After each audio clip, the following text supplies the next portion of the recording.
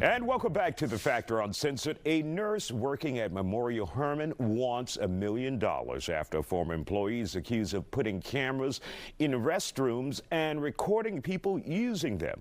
That employee has been identified as Robert Schrader. Photos from the lawsuit show the holes in the ceiling where the cameras were hidden.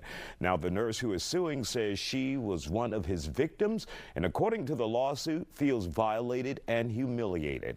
Joining us to talk about it, defense attorney and former Harris County prosecutor Vioja Akingbala. Glad to have you here on The Factor Uncensored. I just told you, first of all, horrible story, horrible situation, but the work he went through to get into the ceilings of hospitals and put cameras. What the hell? Well, as a defense attorney, I'm obliged to say allegedly.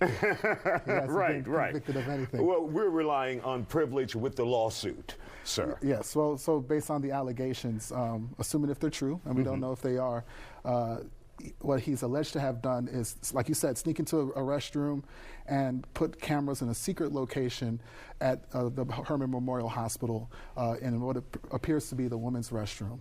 And so one of the patients has filed a lawsuit because apparently the hospital staff became aware of this and notified all of the nurses that this was happening. The person who was accused, Mr. Stranger? Schrader, yes. Schrader. Mr. Schrader was actually the manager of this nurse, according to the lawsuit. And so she's saying that she suffered mental anguish after becoming aware that this camera was placed in a restroom that she typically used. And we'll see how this lawsuit plays out. Now, will we see the civil lawsuit play out after the criminal case? Because the civil defense attorney or the civil attorneys would like to use some of that evidence. How will it work? Well, these are in two different... Typically. Yes, these are two different courtrooms, and they're going to operate on two different timelines. I think... But I mean, what would a civil attorney typically would like to see? The criminal case go forward first, or the civil? Because if you think about the burdens of proof, like what is required to prove their case, the burden of proof in a civil case is much lower.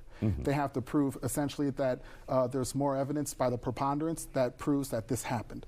In a criminal case, they have to prove it beyond a reasonable doubt. That is the highest burden of the land. So if I'm a civil attorney, right, I would wait to see this play out in a criminal court. And if there is a conviction or if there is a plea deal, then you don't have to prove as much because it was already proven in a higher standard in the criminal court. So I think as a civil attorney, you might want to try to do some delaying of some sort to wait for the criminal case to play out. Certainly. How likely is there a settlement in this case with the hospital, obviously, or possibly hoping to make this just go away, settle the civil portion, and just sit back and wait for the criminal? Well, my understanding is that the hospital is not listed as one of the defendants in this lawsuit. Really? So who is? They sued the actual individual himself. They sued him directly for what was occurred. Yes. Is that the correct step to take?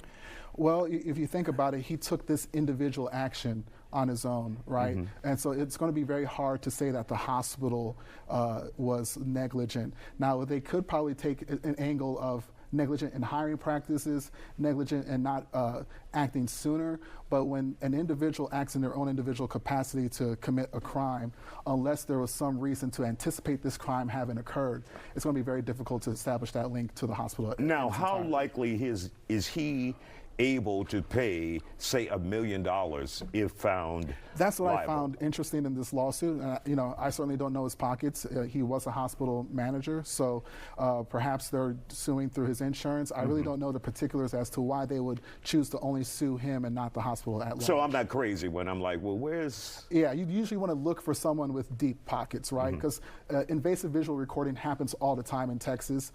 Certainly, if we just try to sue the person doing the recording, not everyone who commits this crime is someone who has the money to be able to pay out in a lawsuit. Absolutely, and of course, just a horrible situation for the alleged victims out there. Just tough to go through this. Thank you for joining us here on The Factor Uncensored.